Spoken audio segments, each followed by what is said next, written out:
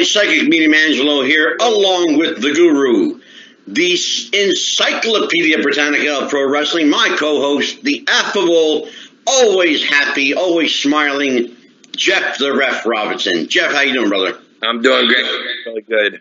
How are you doing there, Angelo? I am wonderful. Listen, I just got to put a shout out right from the get-go here.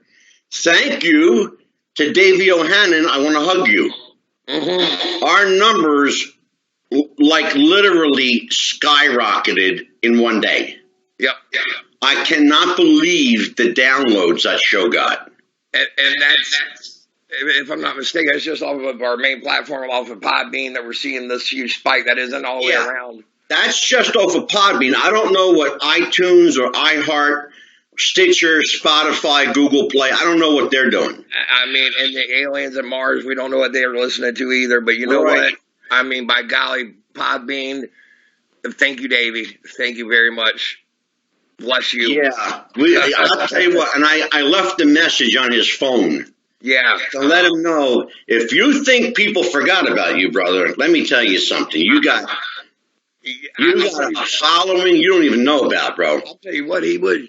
You know, it's what I had told you, you know, when me and you were talking off the air earlier today. I mean, he may be wise. I know you said he does a couple of appearances, but he may be wise to try to hook up on more than just a couple a year. It sounds like he's well-liked and people are wanting to see him. And respected. That's the big thing. He's respected. I mean, I've gotten contacted from friends of mine in the business that have heard the episode, and they were laughing at the stories that we got him to tell. Oh my God, I would love, Jay. Can you imagine the stories between Davey O'Hannon and Cowboy Johnny Mantell, who, by the way, will be a guest on the show February 4th? That is going to be crazy right there. I mean, just alone, because they were down in the Texas territories together, down there in they Dallas, sure were. And, they worked Amarillo. Mm-hmm. They worked Dallas Fort Worth for a small bit. Oklahoma with Bill Watts. Yep. And that right there. There's a show right there. Very, very well rounded and or well known. I mean, down there in Texas area. And, I'm looking forward to actually having him on. I got familiar with his work a little bit later than maybe others. It was on when it used to come on ESPN. ESPN had the Legends of World Class, and that was how I was introduced to Johnny Mantell. And him doing, I want to say he did like a saddle angle where the loser had to wear a saddle around the ring or something. Yeah. There's actually a clip of it up on YouTube. Yeah. There, but, I mean, he did more than just that. That was just something funny I remember him doing. Yeah. Very, very, very good guy in the ring. So he's a hell of a worker, too. He's a shooter. Yeah. Now, he'd stretch you if he wanted to. Well, most of the old school guys could. Absolutely. I think when we spoke to Davey, we gathered that. Even the smaller guys. You know, he talked about getting stretched by a guy that was, 215 pounds. Exactly. So, and here he was 260 at the time. It's, now, real quick, just a little bit of notes that have been going on here last couple days. Newsworthy notes. I believe it was Jimmy Uso. I don't know. I'm making sure I may be wrong on which Uso it was, but the Uso who had the DUI charge was found not guilty by a jury of his peers. Okay. So, for people who don't know what you're talking about. Yes, for our listeners from other countries. Let me fill everybody in. I believe I think it was actually Jay Uso. Mm-hmm. It was Jay Uso was arrested. And he wrestles Jimmy. Oh, Jimmy? Well, anyway, go ahead. Sorry. Yeah, go ahead. One of the Usos, I can't tell them apart anymore. No, they look alike. I mean, they are. They're twins. So, they were arrested and charged and fined but a court hearing was given, which was unusual in that case, because normally they would charge you, fine you, you'd pay your fine, and you'd be on your happy little way. But he was charged with a DUI, and this would have been his second one. Second time around. That's why they didn't let him go. And because of that, but he was found not guilty. So right, true. Basically, he didn't really blow over the legal limit. All they had him on was speeding and swerving on the line. Well, right. When I've gone high rates of speed, I've been known to kind of wobble myself a little bit. So, right. I'm not making excuses for the man. I'm just saying he was found not guilty. That's cool. And hopefully good for him, Yeah, and and here's the bad thing. This is what is kind of bad. Before you get into that, let me ask you a question, really important question. Yeah. Does he still have a job? Yes.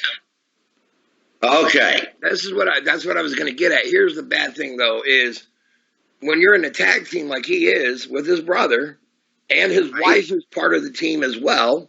Oh, that's right. Yeah. Yeah. When one member goes down, they all go down. So they've all been off of TV. And that's Naomi, right? What was that? That's Naomi, right? The wife. Yeah, Naomi. Yep. Naomi. Yep. And, and basically what it was because he had the court case outstanding, his passport was being held. So he wasn't able to go to Canada or Europe or any of the tours. Yeah, he was and, as crazy as it sounds, it was a good thing. Gave them a break off the road, refreshes them, makes the fans, happier when they come back. So, and hopefully it give him a chance to think about the stupid shit that he's done. Oh, yeah. Yeah, I think that he has been advised to maybe go seek help if needed. So now will he be entered into the wellness program? No, the wellness program is that's like I said, he's been advised to go into a program of sorts. Wellness is when they pull you off and you violate it for drugs. All right. That's what they call the wellness program. Jeff, that's a good point because I wasn't sure. Yeah.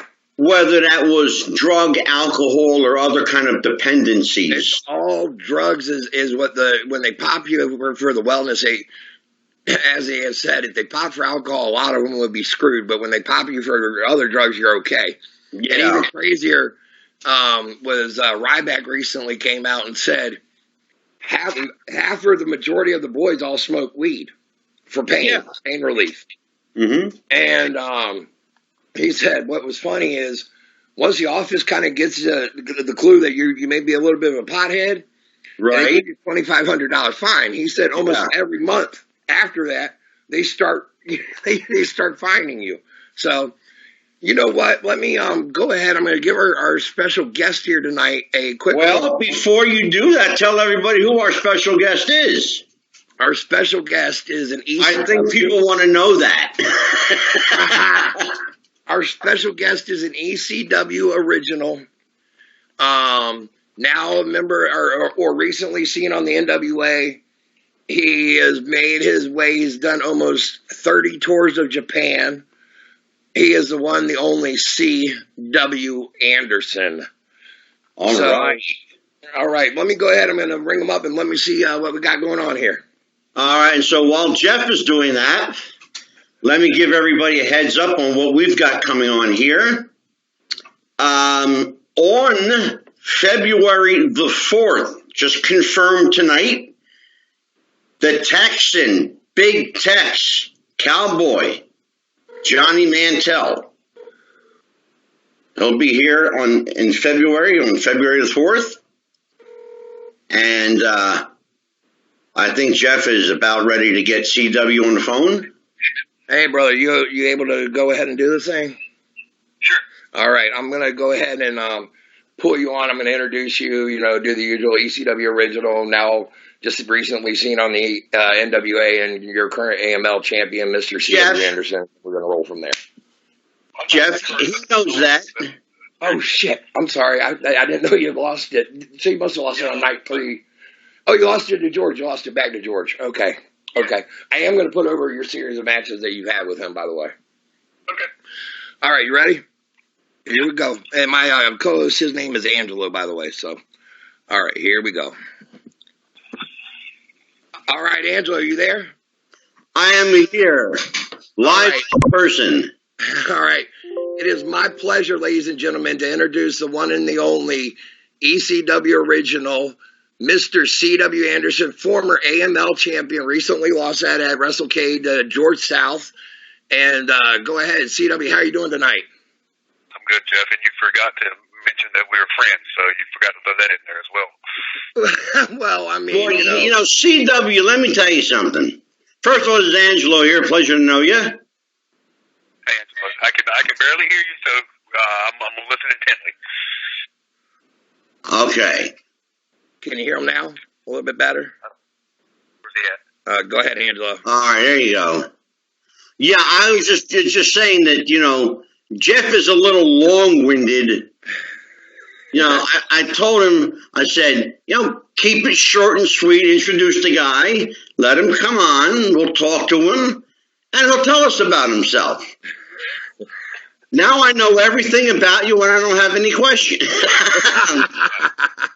Well, CW, I earlier when we were telling everybody that you were going to be coming on the show, I had mentioned you have done close to 30 tours of Japan. Am I correct on that one? Actually, it's 50. 50? Yeah. I just did my 50th one about 3 or 4 years ago. Wow. That was when you and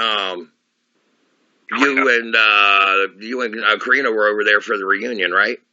Yeah, it's the 15-year reunion, so I would have put it in 2016, maybe. Yeah. They started in 01, hence the name 01. And Steve and I went back on their 15. Wow. Now, you just got done with a recent series of matches with George South, who a lot of fans are probably familiar with. He goes back to the early 80s even. And, I mean, that was probably some of the most tremendous old-school wrestling that I myself have seen in a very, very, very long time. Thank you. That's what we tried to do. I mean, that is, you can find that over on the AML website. Yep. And so, real quick, why don't we just get down to the basics really quick? What year did you get started? When did you make your actual debut here with wrestling? December 4th, 1993. Wow. And who was your opponent? Oh, my God. Something. He did a Valentine thing. That was a gimmick thing. It was just a Valentine. I remember that. I can't remember his first name for the life of me right now. Oh, okay. You know, I'm kind of disappointed because it was my first official wrestling match. Gotcha. I'm kind of disappointed because everybody remembers their first time, you know. Right. Well, everybody remembers their first time. I'll tell everybody really quick, the first time I ever saw you in action was in Norfolk, and you were involved in a street fight with Pat Anderson and yourself against Steve Carino and Adam Flash. Was that at the bowling alley? Yeah, it was at the bowling alley, and y'all were the NWA World Tag Champs at the time. Right. Right. God, that's ages ago. I was like, I believe that was probably right around 96, 97. Easily around 96. Yeah. Steve and I were really close then, and we haven't got any closer at ECW, but yeah, I remember that because we didn't get paid for it. Of course not, because you were working with Dexter Holly. Of course we were. Yep. Now you got, everybody basically knows that you got there with ECW. Who kind of gave you your start there with the ECW? I mean, how did you get your start over there with ECW? I have to backtrack a little bit because okay. I was training people here right down the road from where I live at now, and one of my students was Brad Kane, who ended up being Lodi, Raven's sign guy. Yep. Through that, one of his tag team partners on the Indies, his name was Curtis White. They called him Toad. He did a little bit near the end of WCW, called him Frog with GT13. Was another one of my students. Well, Toad got a tryout because of Lodi, because he asked Raven asked Dreamer. So they got to try out. Well, the night before, which was a Saturday night, Toad and I wrestled Public Enemy, and he was going down to do the tryout in ECW, and he wanted me to go. I really didn't want to go. And he basically drugged me down there to the tryout. And he had his tryout, and I was catching up with Carino, because Carino had been in ECW about 6 months already. Nova, I introduced a bunch of people. Nova was one of them. And after Toad's tryout, which didn't go well, he was actually paired up with Hank on the Lorries. Nova looks at me and wants me to get my gear. I get my gear on. To make a long story short, I got done with my little 5-minute match with Simon Diamond. Paul Heyman was sitting in the bleachers. Told Bill Alfonso to get me back in the ring. I was in there for like another hour. At the end of it, I go in the bathroom because the door's open, and Paul Heyman walks back to find me and introduces himself, and we get to talking. Finds out that I'm at the WWE power plant, that I'm not under contract. Tells me not to leave before he speaks to me at the end of the night. And before the show starts, Jim Malno comes and gets me, and I walk backstage in the locker room, and Paul Heyman is sitting there with Vito LaGrassa, who was Skullbone Crutch at the time, Danny Doyle and Roadkill, and he introduces me to him, tells me I'm tagging with Skullbone Crutch, and we're third match, and welcome to ECW. Wow. Now CW, I've got a question for you. Sure. Had you known Stevie Carino before you got to ECW? Yes, I met Carino the first year in the business at a local show in Greensboro, North Carolina. We were on a local indie show.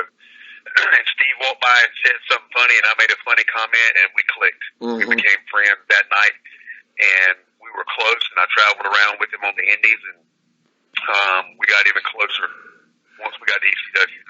We're literally best friends. We've been best friends for 25 years. And recently, if I'm not mistaken, you had a match with Colby, actually, didn't you? I did. I had a fantastic match that you can find on the AML Wrestling Network or the High Spots Network in September. Colby fought me for my AML title, and it was a match of the year candidate, and along with my other one. It was so good that the commentators were clapping. It was like you could hear them go, man, what a match. You had 2 matches that qualified for match of the year? Oh yeah, easily. I've had 3 to 4. This year alone. And I mean, this year has kind of, I would say, been kind of a career resurgence for you as far as everything that you've been doing with your, I mean, I don't know, the fans out there that are listening. I mean, you just recently appeared on the NWA Power Show, and with the new season that just started up, correct? Are you going to be getting a run with them? I said, are you going to be getting a run with them here, or was it? I don't know. I filmed the next day of TV is another match of mine coming up that will be aired sometime in mid to late January. But I don't know. I hope so. I enjoy being there. They have a fantastic locker room. I was friends with Billy Corgan from ECW when he used to come hang out with ECW, so I got to see him again. Dave Lagana. They've put together a fantastic locker room. Very relaxed locker room. It's not uptight like other companies I work for, excluding ECW, of course. It's a great place to be. And the crowd, being in that studio environment was fantastic. And everybody was just talking about how lean I've gotten, how I haven't lost a step. People say I don't like I've aged. And, for people that haven't seen me, I'm down to 205 pounds. My weight size is what it was in high school. I am the leanest I've ever been since my early 20s, and I will be 49 in a few weeks. You are looking, I mean, I myself got to tell you, you are looking fantastic, brother. I mean, seriously, like, I don't know what your magic is that you're doing, but it's working. CW, I remember a show. I cut back on my food. I'm part of a company called Market America, where I supply and sell an isotonic product, which is basically powdered vitamins. And they're all top shelf. They're all tested. There's no pill forms where it takes 4 or 5 hours to digest. It instantly goes in your body because you mix it with water, which is basically sending like an IV. And between the few things that I've been taking, that's been the transformation. Since May, I've lost 40 pounds and 4 sizes off my waist. Yeah, like I said, the leanest I've gotten so far is 202 pounds, but right now I'm about 205. Tell me what you remember. I'm going to take you back a little bit to, I think, around September of '99. What do you remember about the Anarchy Rules show, ECW? And I think it was... Chicago. I debuted as a dark match with Danny Dorn and Roadkill. My partner was Bill Wiles. We weren't even a Dangerous Alliance then. And yeah, dark match. And I remember before Tommy Dreamer grabbed me before I went out, and he told me, "Okay, well, we're allowed to cuss on here because I've said a couple cuss words." Oh yeah, you can cuss. We're free. Okay. Tommy grabbed me before we walked out, and he got right close. He said, "Look," he said, "you got this opportunity not because you're my friend." He said, "Because you're one fucking hell of a wrestler." Mm-hmm. He said, "I want you to go out there, steal this fucking show, and stick it up their ass at WCW that they didn't sign you." He said, "Now go kill it." Damn right. Beautiful. Now, let me ask you, I have another question. Where did the CW come from? It is my real name, which is Chris Wright, and when I became an Anderson in '93, my partner, the guy that became my partner, Pat, was an Anderson who got the name from Gene, because everybody knows Gene's legitimately the only real Anderson. And he was telling me that I had to come up with a 3-letter name because you had Arn, Ole, that was Pat. So for a week or so, I come up with like Ike and Cal. That's the only names I could come up with. My baseball coach from Little League was a manager in the local promotion I wrestled for. And I said, his name was Randy Driver. And I said, "Mr. Randy, I don't have a name yet. I can't figure out what to call myself an Anderson." He said, "Just use your initials and call yourself CW." And it stuck. So, and then I got my CW hook, my famous hand signal is. Oh yeah. I got it.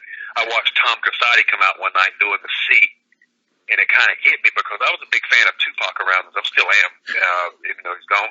But I was a big fan of Tupac, and he always did the West Side W, and I just kind of put the two together. Yep. And then you do the throat slit afterwards, so it works. Right. As an homage to Arn. Yep. Which everybody I mean, I don't know how many people everybody and their mama probably knows this, but Arn did put you over on his podcast really well recently. So, yeah. And I saw him at WrestleCade right afterwards. Went up and, I was standing behind somebody, and he peeked around, and the guy saw me and smiled, and I hadn't seen Arn in about 7 or 8 years. And I went up and shook his hand, and he said, "Hey, CW, how you doing?" I said, "Arn, I'm doing great." I said, "First off, I really want to appreciate the kind words you said for me on your podcast." And he goes, "CW, you're certainly welcome." He said, "You're deserving of the Anderson name. It was a pleasure." We just got to catching up and talking. Preston Quinn was with him, and my girlfriend Brittany was with me at the time. And he, met there, and we took the picture, and we talked maybe 5 or 10 minutes. And I didn't want to bother him. Didn't want to hold up anybody. Then we just went on about our way. Oh, but it was really well, I actually heard. Yeah, CW. I actually heard that Arn is pretty protective of that Anderson name. And when I went to the power plant, I was scared to death as coming as a CW Anderson. So I kind of kept the Anderson thing low. I mean, the people that got to know me knew me. I was running as an Anderson, but I didn't want to keep with Arn. And then once I got to ECW, Paul, who was used to manage Arn, give Arn a call and talk to him. And Arn watched some of my work on TV. And Paul and Tommy said, we got the idea of giving CW and Bill Wiles the Dangerous Alliance moniker, copying you and Bobby Eaton, and we're going to put Lou with them, and Lou's going to mock me, and we want to know if it's okay if CW can run with the Enforcer moniker. And Arn give his blessing to take the Enforcer moniker, and I remember his word was, "I hope CW has better success with it than I did." Wow, beautiful. I've got a question for you. You've been around. You're working on your 25th year now. Okay, that's a long time to be wrestling. And you're still a relatively young man. I want to know what you've seen change over the years from when you started to now. Is it better? Is it worse?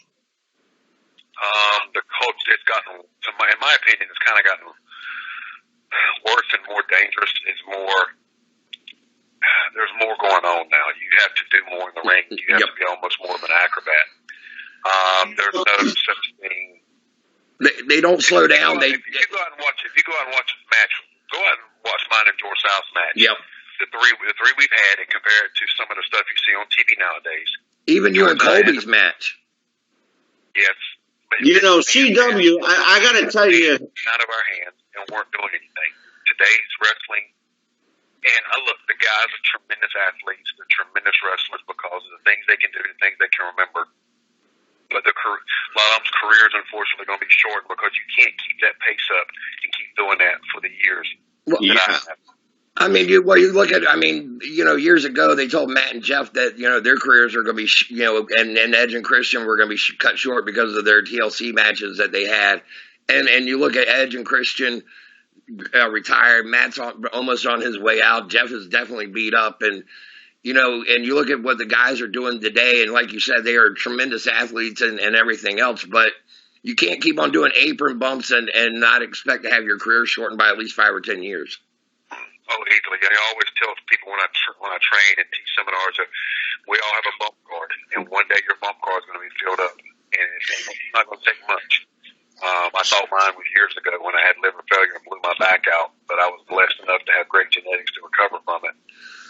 CW, I've got a question for you along those lines, because what you're saying ties directly into this question.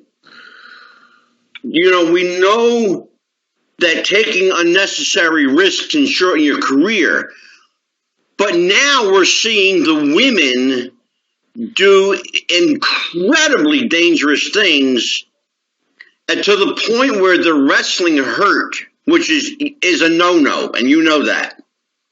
You never wrestle hurt. And I don't like what I'm seeing with the women. Do you have an opinion or a thought about what the women are doing to their bodies these days? I mean, look, just the other day, we saw a woman damn near out on her feet trying to go through a table. Talking about the TLC match. Yeah, which I think Charlotte, right? Charlotte Flair. When she got the concussion. Yeah. That's what I'm referring to. Yep. Yeah, we were talking. We actually at the NWA, we had a 2-hour meeting about the concussion protocol. About that. Well, not particularly about that, but what happens when we get a concussion, and because we're all brothers in there, and we as men, and I'll get to the women's thing, but we as men try to be tough guys and try to fight through it, because I know I've done it. I've been knocked dizzy in those matches and continued. I may have reffed a few of them. Yeah, the women's wrestling has got so it's gotten really good. They're trying to compete on the levels with the men, because sometimes men don't take the women's wrestling seriously, and they've come a long way, and I applaud those women because they're tremendous athletes and, again, tremendous wrestlers, and the unnecessary risk. But it all stems back to, because a lot of times people, and even in they say it started at ECW because of the things we were doing, the chair shots, because we used to get heat if we put our hands up. 15 of my 20-some concussions are coming from Balls Mahoney's chair shot. And I was told, to not put my hands up. Because it looked more real. By the same token, though, ECW and evolving with what we know and what we can take from our bodies, and it's an unnecessary risk. Because I tell people this: you go out there and you kill yourself. You can't do it on a nightly basis, because that's why people get hooked on painkillers, alcohol, different things. The fans they won't care. They don't care about you to an extent. At the moment, you're a god to them. You're larger than life. But they're going to forget about you when they go home. But they don't care if you got to ride in a car for 3 hours and you're all banged up, or if your leg's broke or your nose is busted or anything. They don't care. They just care to see you perform.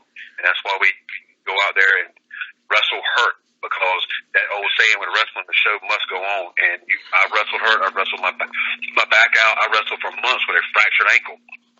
I mean, I can recall recently, I think it was 2 or 3 years ago, where you had the match with Too Cold Scorpio, where he landed wrong on you, no fault on either one of your parts, and I mean, you got knocked silly, and that. I feel like I got knocked unconscious.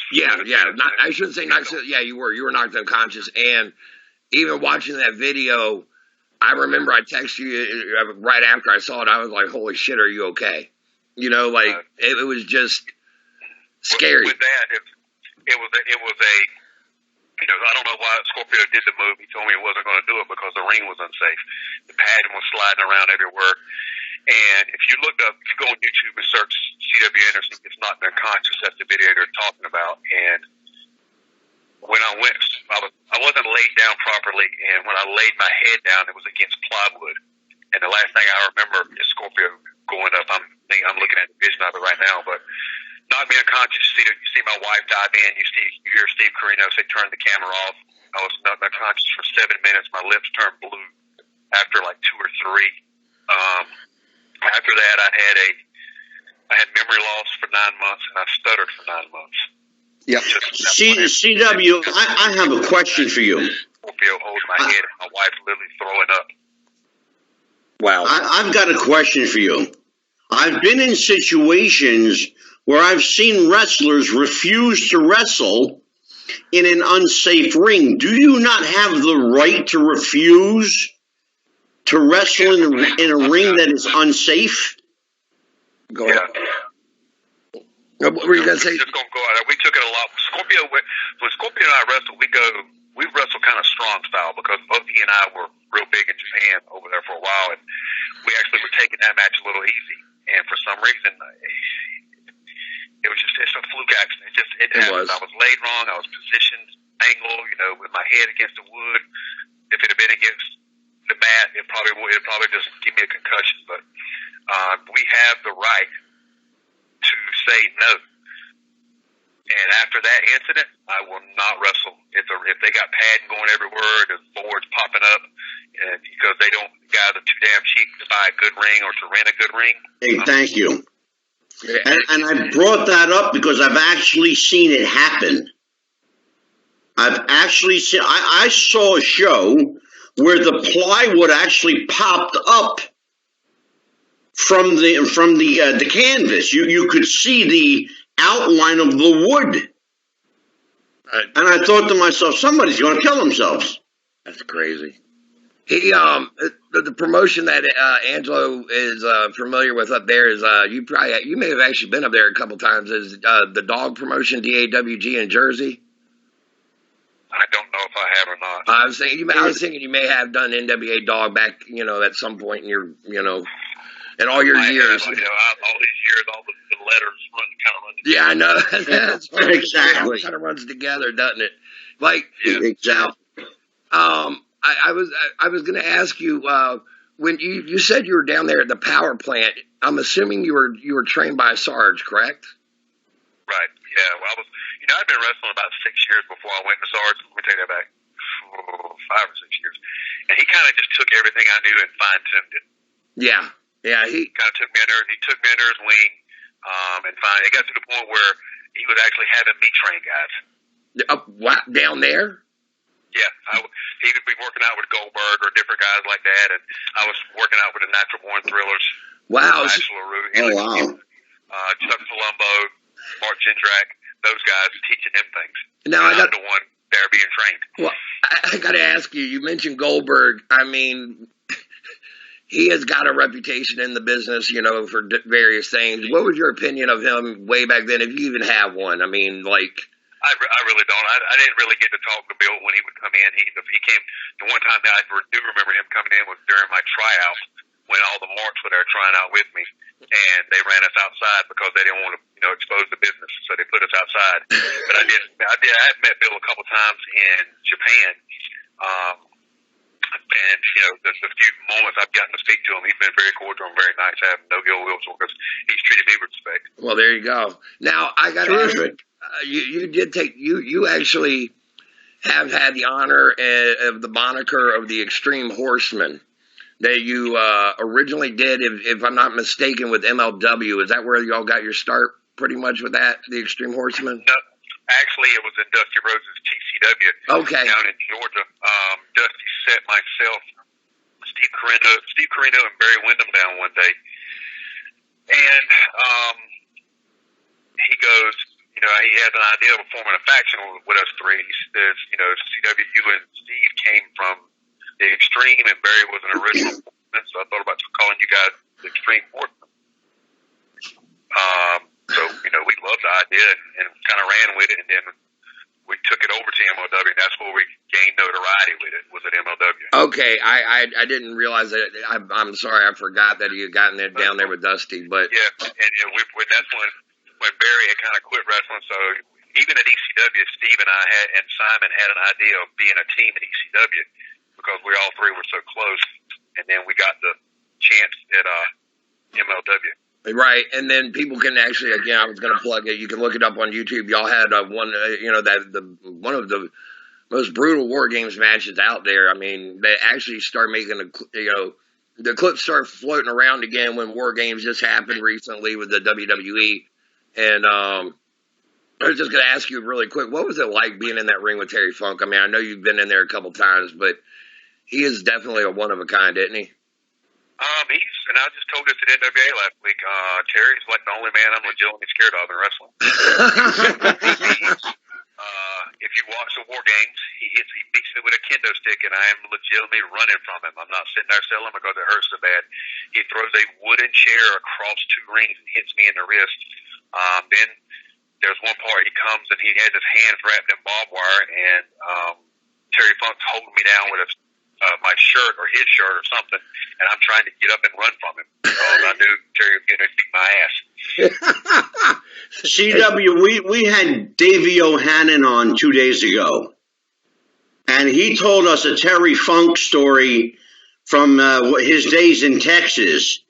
Without repeating it here, I'm going to let Jeff know. Jeff, when you talk to CW off the air, tell him that story. Oh, I will. It's pretty fun. Terry played a pretty funny rib on the guy. He was the wheel man, and they had a 350-mile trip down there in Texas, and Terry said that he was more over than basically than Davy Crockett himself, and so it's just a pretty funny story there. Now, during your tours of Japan, that was all with 01 when you did your 50 your 50 tours that you did over there.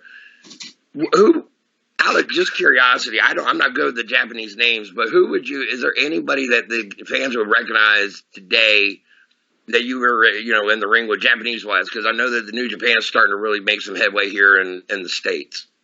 Masato Tanaka was one. Yep. Because he did his infamous matches with Mike Austin and ECW.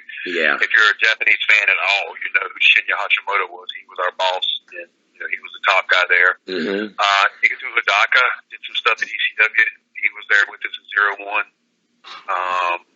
That's pretty much. You might know Shinjiro Otani from his New Japan when he was doing the Super Juniors and stuff with Chris Benoit and Eric Guerrero. Yeah. But those are probably the main ones you would know. I mean, I got to share the ring with. Now, I think everybody probably associates your name with Tommy Dreamer and your infamous I Quit match that you had.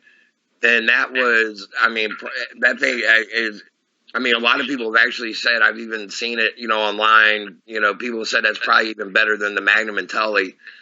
Did you guys try to pattern yourselves after that match, or were y'all just kind of going in there and doing your own thing? A little bit of both.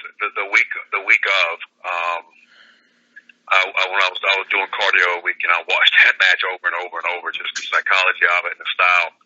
I don't know personally, Magnum and Tully's, for what it was worth it. People say ours and Magnum and Tully's is the two best ever, and there's a debate on who the best is. And I would never put myself as the best. To me, it's always going to be Magnum and Tully's match. I think with more time, Tommy and I could have eclipsed it, or could have gotten, I don't know, with more drama, because our feud was rushed because it was the ending of ECW, even though we didn't know it. Mm-hmm. But we did go in there and just kind of wing a lot of stuff to throw it together. And the one thing, it's the great thing about that match was it happened on January 7th, 2001, which I did not know that. Yeah, January 7th, my birthday. I was born in 71, so Cliff's 30 years old. And where you say you were at on your 30th birthday, I was having my most iconic match that people are talking about 20 years later. Yeah, you're main eventing a pay-per-view. Yeah. And we weren't.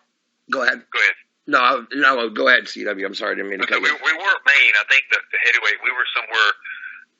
We weren't even semi. We were near the end, but nobody knew.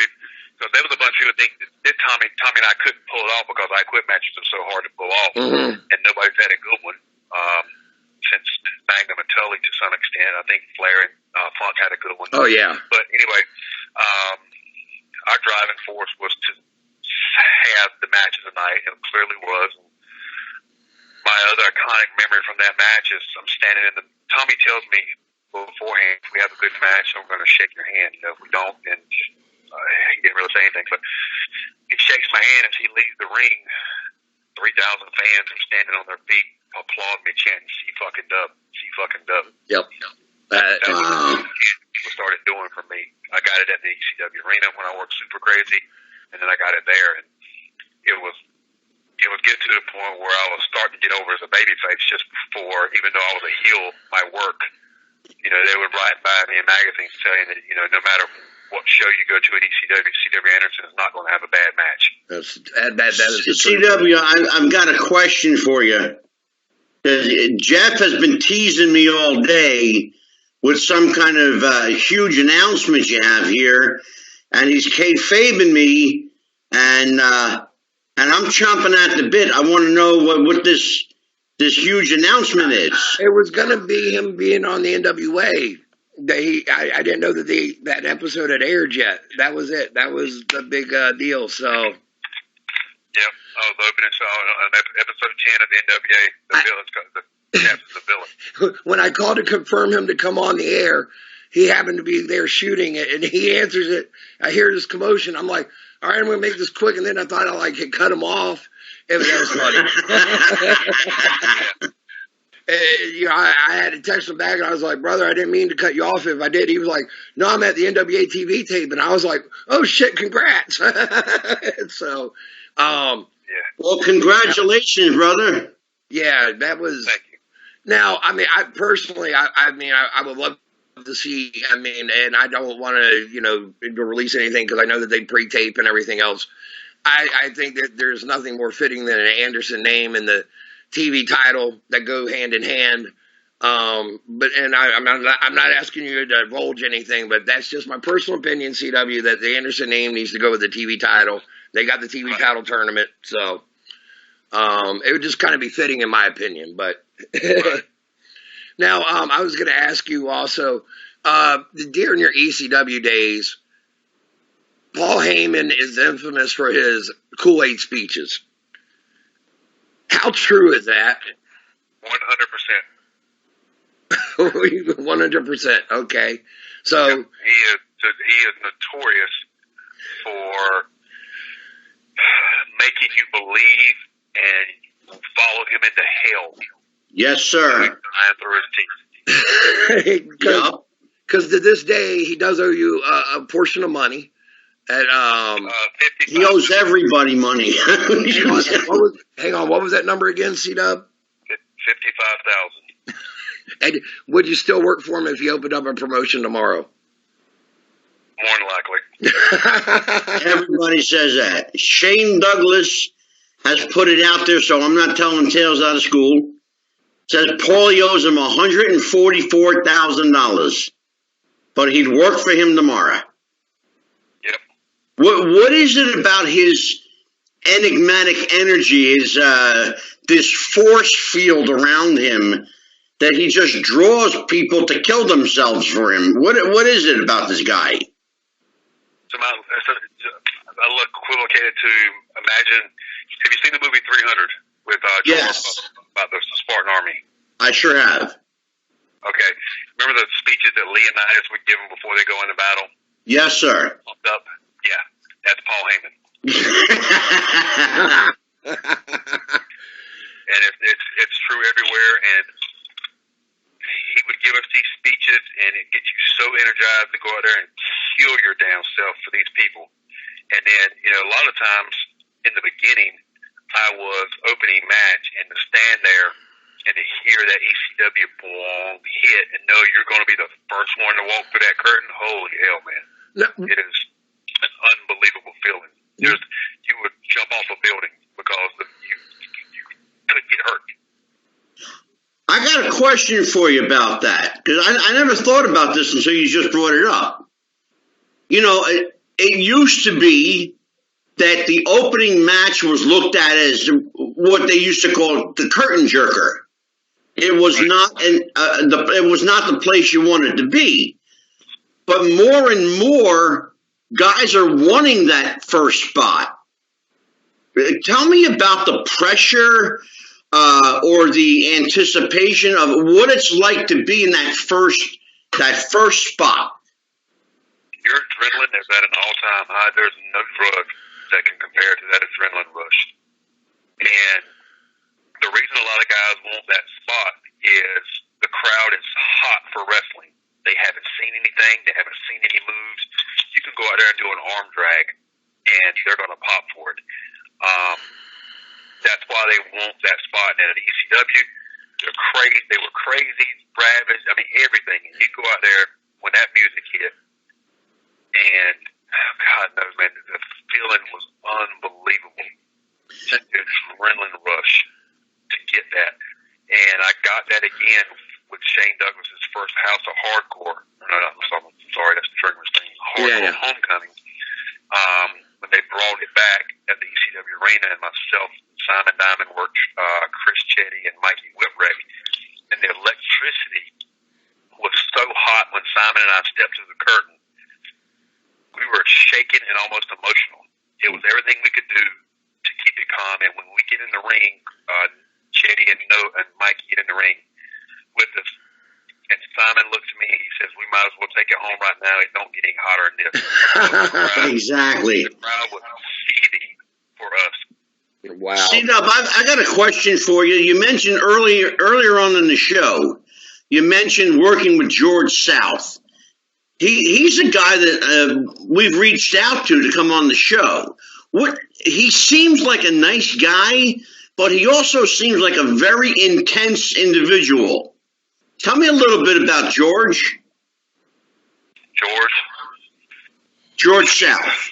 George is, I've known George for a long time, but until I started working at AML, I never got as close to him, and especially once I started sharing the ring with him. He is one of the most underrated people I've ever been in the ring with. One of the smartest I've ever been in the ring with. He was able to call 3 20-minute matches with me. They all be different, and we all not do one move out of the 80s. He's intense about the passion for the business. He is one of the nicest people you will ever meet. But his knowledge is unprecedented for this business.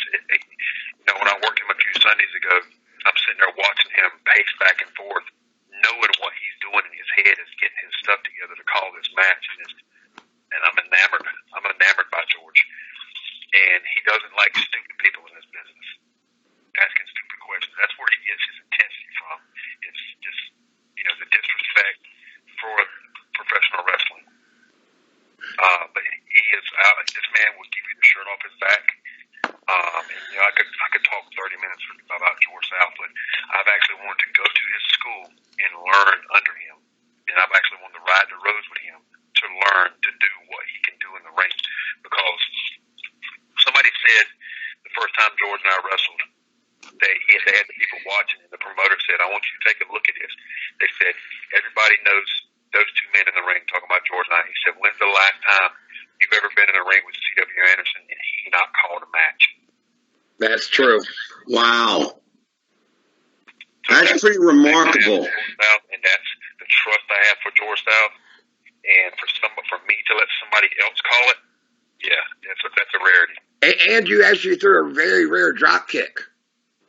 I've actually been throwing several drop kicks because at 205 pounds now, I can actually get up. There you go. I think I can count on one hand how many times I've actually seen you throw one in your career, and I've known you a good portion of your career. And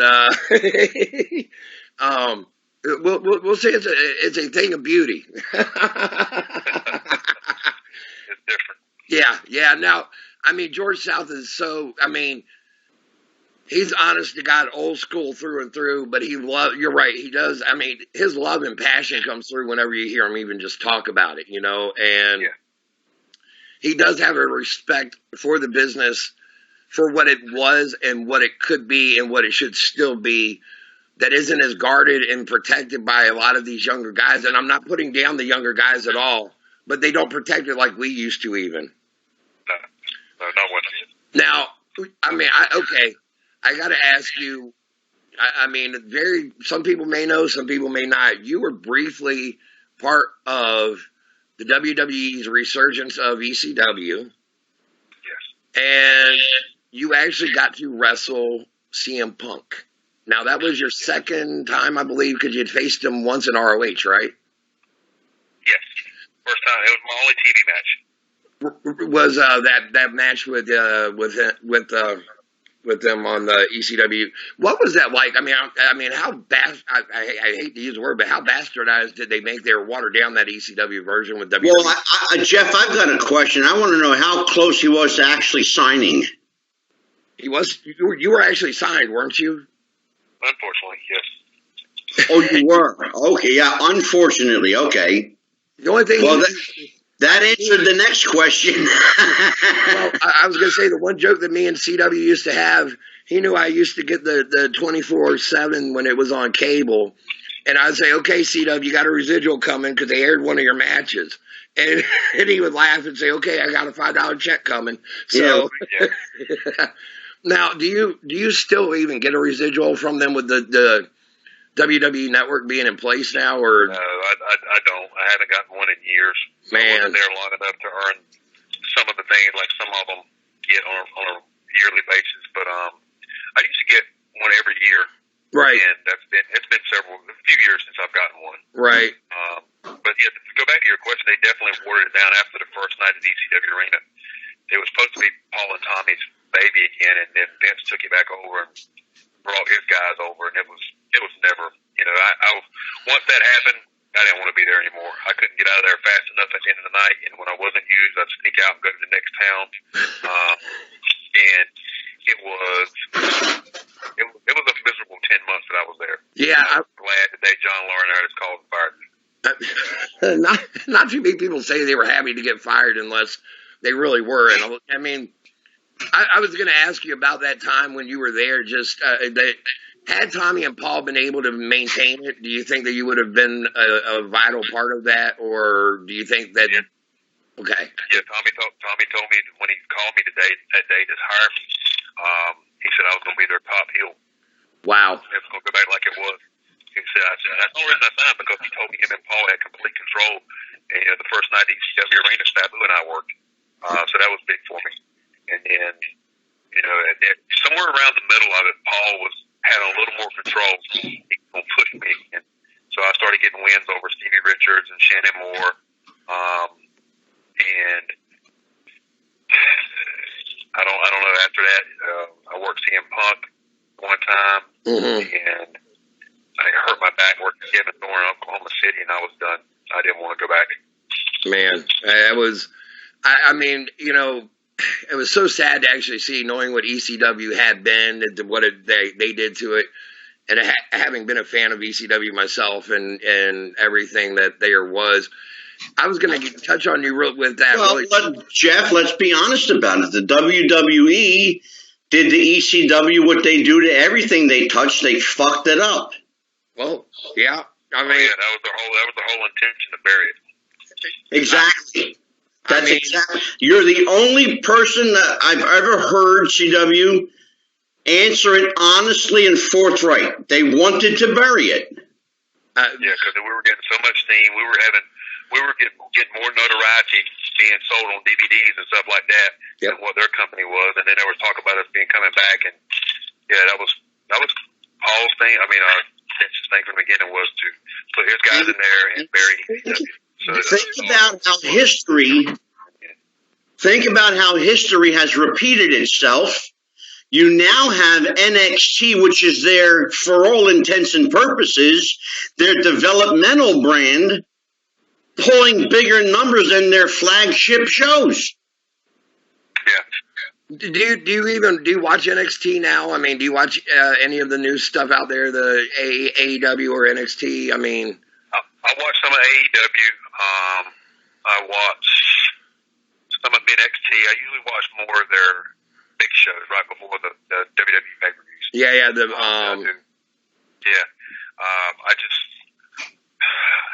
for some reason I'll watch it, but I don't watch it. You know? No, I get it. I've been watching I get it. I can't fathom. Well, I mean, I was wondering with Steve, because I know Steve is very well associated down there with NXT as one of the, he's an agent and a trainer down there, correct? He is. Yeah. He, I think he's doing a tremendous job. I mean, it looked like he agented one of the NXT women's very first women's only shows recently. So, that tends to be, I mean, I think Steve's doing a really good job down there with them. I was just wondering. Yeah. An amazing job. Yeah. Now, I got to ask you this. If you were asked to come down there as a guest trainer even for Steve, would you do it? Oh, as a guest, yes, absolutely. Yeah. I mean, I've got a question for you. You know, CW, there comes a point in every wrestler's career when they got to think about life after wrestling. Is your thought process even remotely near there yet? And have you given thought to what life without wrestling would be? Or do you want to somehow keep yourself involved in the business, maybe opening up a school or a training center somewhere?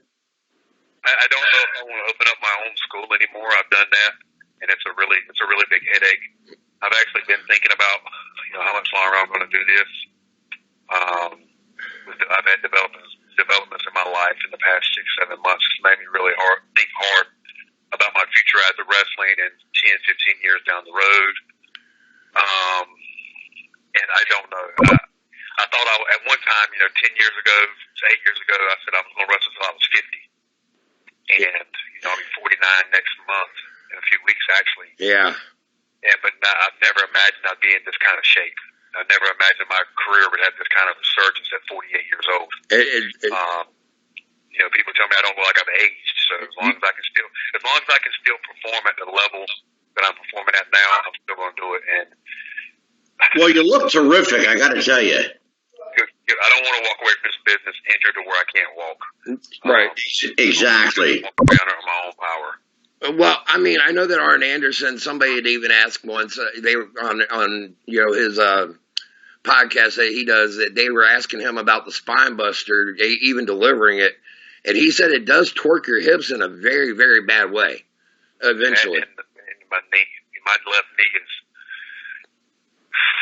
recently I've been noticing when I land with it, I don't say I dread giving that spinebuster, but when I'm in the midst of it and I'm going down, I'm bracing because I know once I hit that left knee, it's going to be a crazy impact because nobody that gives a spinebuster, and I love Arn and his, but not even he got the torque off of it that I do because I can even either stand up to my feet or I can spin around 360 degrees off of it. Yep. So my body takes this tremendous torque off from it. I mean, that is your spinebuster next to Arn's is probably the prettiest I've ever seen, if not even better. And that's not me just saying it because I'm your friend. I mean, seriously, I'd argue for fans to actually compare the two. And I mean, Jesus Christ, it's an honest comparison because a lot of them. This is the thing that infuriates me with the wrestling fan is they put Carl Anderson, Ron Simmons, The Rock, Triple H. They all put their spinebuster up there, and they're not that good. Nope. They're not even in my league. Nope. And they won't even, mine's not even up there because I don't have the name notoriety of those guys. And I have spinebusters now that literally, when I used to give him the balls to Mahoney, he would stand me back to my feet.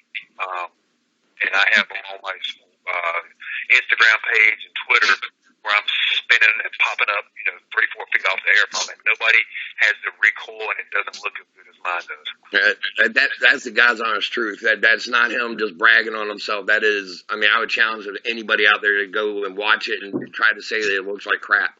You can't. I mean, it's you know. Now, what are you up to right now these days? I mean, I know that you've been working with AML. Is that like pretty much them and maybe the NWA is looking like possibly if they, for the next season, anything else coming up or any tours to Japan, anything like that? Nothing of Japan lately. AML is my full-time, my monthly gig with those guys. I work for Big Time Wrestling when they come around the area a lot. So that's with Tony Hunter, right? Yeah. Yeah, and Steve Perkins, their promotion. So, that's pretty much it. I just try to stay as busy as I can. Yeah.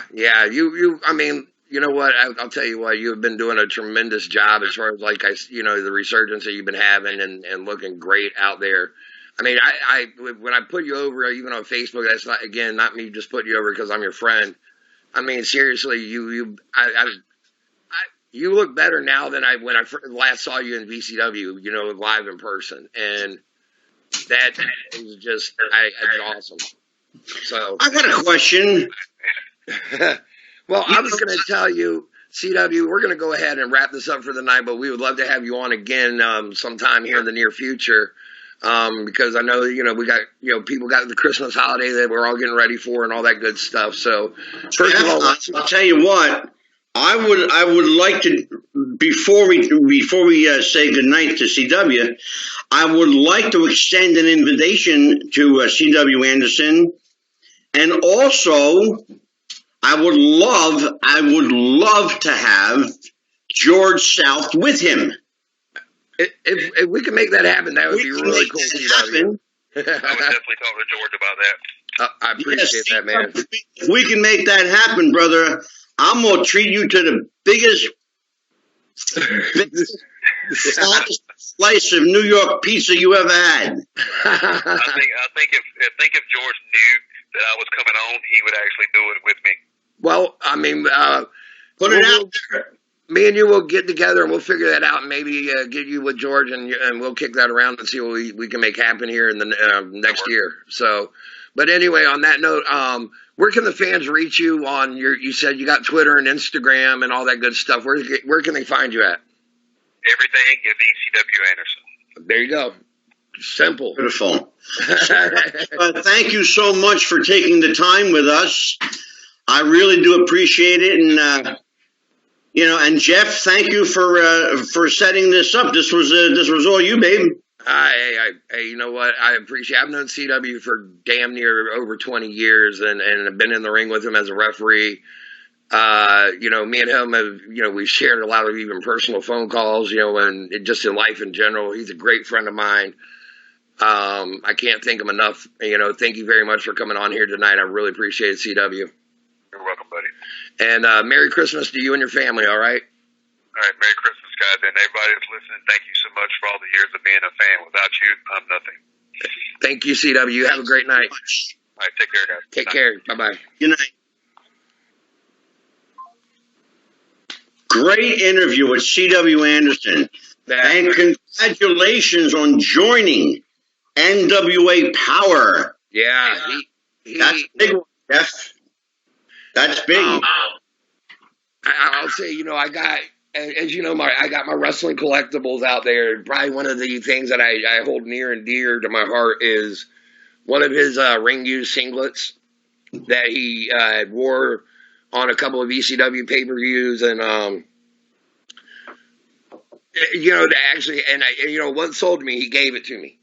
And for anybody in the business to have another wrestler give you something, that says a lot. Yeah, sure is. He's a great friend of mine, and I couldn't thank him enough. So, I want to say a personal thank you to you for setting that up. But like I told, I'm going to share something with everybody listening. I told Jeff the ref, this is his baby, it's his episode, and I was going to pretty well stay quiet except for a couple of questions. And so did I keep my word? Oh, I think I enjoyed that one very much, and he's a great guy. I mean, you could just tell. He's a very humble man. He is very extremely, and we again just touched on his ECW there when we could. I mean, didn't even touch on his WWE run. Tell me that wasn't the funniest comment about he was glad he got fired. Yeah, right. He I never heard anybody express it with such candor and honesty. That was beautiful. He doesn't tread that line, and he knows he doesn't have to. Ask you a question. So you've known this man for over 20 years. It's probably like 22 years, right? Oh yeah, at least. So how did you actually meet? Reference. I was a ref for him in the ring. Oh, you refed for him. Okay. Yeah, I refereed for him and Steve Carino back when they were getting started down there in Carolina, and we were all running the roads together, and they happened to be at the same show I was on, and got to know them there, and it was a lot of just bumping into each other, here and there, and then I got to tell you, and I thought about this when he was talking. I thought it's funny that Steve Carino, a guy from Philadelphia, had to go down south to make a name for himself. I know. It's strange. Well, I mean, back when he did, though, that was, as crazy as it is, that was, Carolina was the hotbed. And that's really where you needed to be to get kind of noticed. You look at the name. Was that one when Crockett was still pumping out pretty strong? No, you're talking right. 96, 97. Oh, after Crockett. Yeah. And what it was, you had WWE and WCW warring, and they started just handpicking indie talent wherever they could. Yeah, true enough. I forgot that. You're right. But you had Matt and Jeff who were down there. Matt and Jeff knew Steve and CW. They had their Omega promotion that we were all actually part of, myself included. Yeah, I remember that. Which another one that me and him didn't even talk about was the Omega, and him and Matt and Jeff and Shannon Moore and the North Carolina connection, I guess you would call it. But they all, slowly but surely, everybody was getting handpicked almost out of there, and it was. I mean, during that time, you could almost guarantee there was not. If you weren't working steadily on the weekend, you were doing something wrong. Yeah, for sure. Because we were all there were shows everywhere. Oh yeah. I mean, the indies were picking up like they are now. I mean, back then. I'll tell you, and I'm sure you'll tell me what it was like in Virginia, but I'll tell you here in Philadelphia, you could, on any given weekend, you could see 4 or 5 shows easily. Period. And that was no exaggeration at all. Well, here's the deal here in Virginia, because of the athletic commission. Right. They didn't run as many indie shows like VCW or the Virginia Wrestling Association. They were like the primary Virginia independent. Yeah. But down in North Carolina, they had no rules. And when I say no rules, you could do whatever you wanted and let loose. And I mean, I did a show once. We did one show. What's that? Outlaw shows. Oh yeah, big time outlaw. But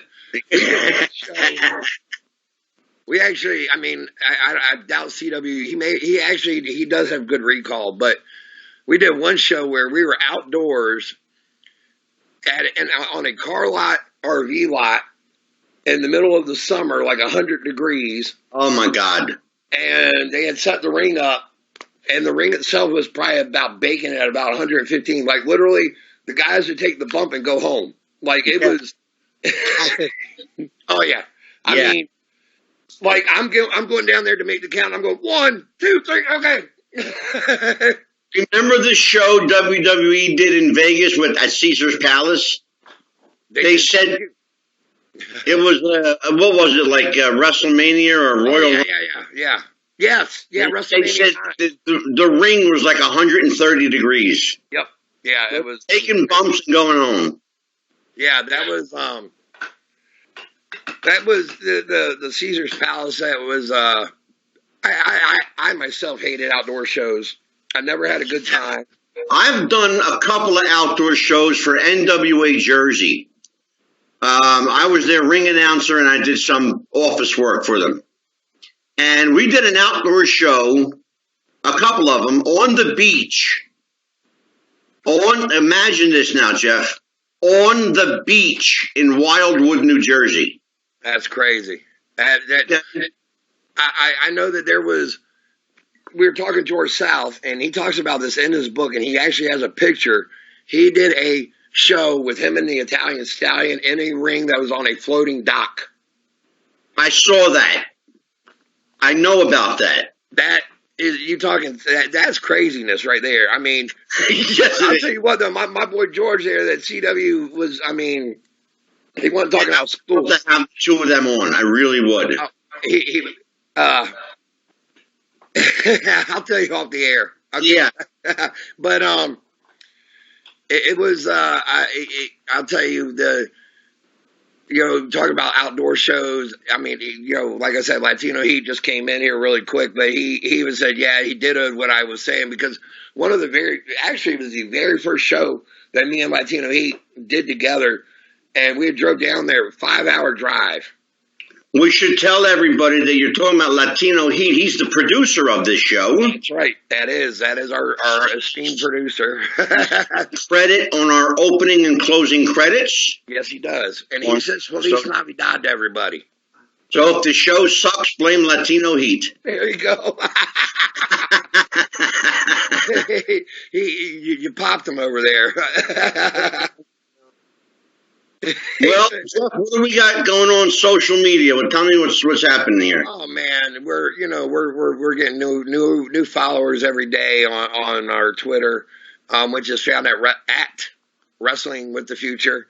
Our Facebook page, you can find us over there. YouTube, but I mean, social media wise, yeah, we're starting to get a little bit of a headway out there. We're starting to get noticed. Yeah, I just want everybody to know that thanks to you, we have actual downloads now literally in the thousands. Blowing my fucking mind. I mean, you know what? As I said earlier to you all, today, we are the little podcast that could, like the little engine that could. We're going to keep on chugging ahead. And I mean, in the coming year and the new year alone, we got some tremendous guests lined up that we have mentioned. But we'll tell once again, January the 14th or January 11th. I don't know. Anyway, we got Baby Doll coming up. That is going to be an awesome show when we have Baby Doll. I'm looking forward to that. January 16th, Jeff. That's it. Okay. Thank you for the correction. January 16th. I want to let everybody know that January 16th, Baby Doll will be here with her husband, Chad Bird. Yep. And just a few days later, on the 21st, and I mistakenly said, somebody pointed it out, and thank you to that listener that pointed this out. It will be our third WWE Hall of Famer. Jimmy the Boogie Woogie Man Valiant. It's our third. The third Hall of Famer on the show. And that's going to be an exciting episode because we've got, and Boogie doesn't know this yet, but we got Davey O'Hannon going to do a run-in. And a couple other possibilities. Oh, yeah, a couple other things. We're floating some stuff around we can't talk about just yet. Yeah. So we got Baby Doll, we got Jimmy Valiant. Who else have we got coming up there? I know you got a couple of them. Cowboy Johnny Mantell. We've got Barbara Goodish, Mrs. Bruiser Brody. That's going to be awesome. Yeah, that's going to be a good show. We have, I'll tell you right now, real quick, check our schedule. And we have, oh, my God, look. Yeah, we've got a lot of people coming. We've got, Jason Nupp is coming back. Yes, sir. The action figure and toy collectible guy. Our second most downloaded episode, it's our second most downloaded episode, if I'm not mistaken, is the one with Jason. We have the Old School Empire patch and Big Vinny the Fixer on the 28th of January. We have a special episode right at the start of the new year, January 7th. We are doing a social media breakdown. We're going to have the head of the Facebook Wrestling Fans page. His name is Shane McKenna. Okay. I wanted to make sure I got his name right. Shane McKenna. He'll be with us for the whole show to talk about social media and wrestling and the effect on one another. We've got Ron the Shining Star. Former WCW. From Matt Tremont from CZW. Yep. And Matt, by the way, Breaker Morant. Yes. I saw a match recently. I went and I checked out the promotion you told me to check out. Yes. And Breaker Morant had a match against Dirty Money, and Dirty Money is very well associated with VCW. Yes. Just to let everybody know. I'm just putting that out there. There is a connection there for sure. So February looks like Cowboy Johnny Mantell, Ron Starr, Matt Tremont. January, just to wrap that up, is the Old School Empire, Jimmy Valiant, Baby Doll, Jason Nupp, Social Media Invasion, and we're, of course, by popular demand, we're bringing back Davey O'Hannon. Yeah. And we're waiting to hear on that special guest that you and I spoke about. Yeah. Who we're not even allowed to talk about right now. Right. And we got Mr. Electricity. Oh, and Steve Regal. Yes, I need to firm up a date on him. Yeah, I'm in the process of firming that one up. He is more or less kind of said when we want him to give him a heads up, and he'll, a couple days heads up, and he's ready to rock. So. Okay, well, then we'll do that when you and I get off the air. We'll figure that one out. So let me just tell everybody, before I tell you where to reach us and how to find us, I got to give a shout out to our amazing sponsor, Al Forno Pizzeria and Restaurant. They are at 1523 Holland Road in Suffolk, Virginia.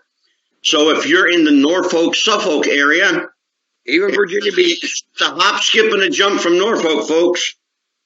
I want you to go there. It's Al Forno Restaurant and Pizza, and I want you to see Nunzio. He's my buddy. He's my paisan. And I want to shout at Nunzio, ¿cómo está? Muy bien. They've got all the standards, the spaghetti and meatball. They've got lasagna. They've got manicotti.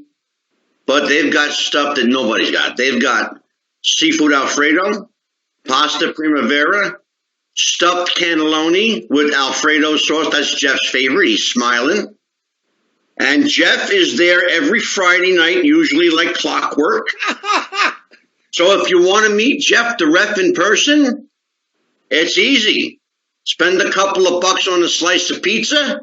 Look for the guy in the corner hiding behind the menu. And that's Jeff the Ref Robinson. And I want everybody to know you can reach Nunzio at his restaurant. You call him and set up a reservation or go in and tell him what you want. 757-925-2829. Once again, they are at 1523 Holland Road in Suffolk, in Virginia. He should be in New York, but what do I know? He's in Virginia. Hey. So now, with that out of the way, yep, you can reach us, as Jeff said, at Wrestling Future on Twitter. Facebook is facebook.com, Wrestling with the Future. You can email us at wrestlingwiththefuture@yahoo.com. We will take your questions and comments there, or just feel free to comment on any of our social media pages. If you have any suggestions for guests, by all means, drop us a note and let us know who you'd like to see on the show. I'll say this, if they are associated with the WWE or under contract, we probably will not be able to get them.